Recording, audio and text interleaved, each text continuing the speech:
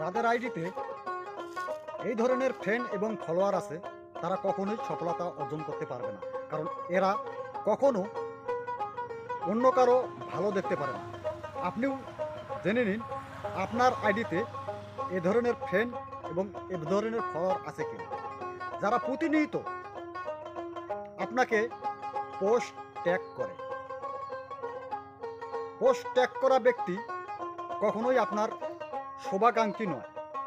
তাই অবশ্যই চেষ্টা করবেন যারা আপনার প্রোফাইলটাকে ট্যাগ করছে তাদেরকে আনফলো দিয়ে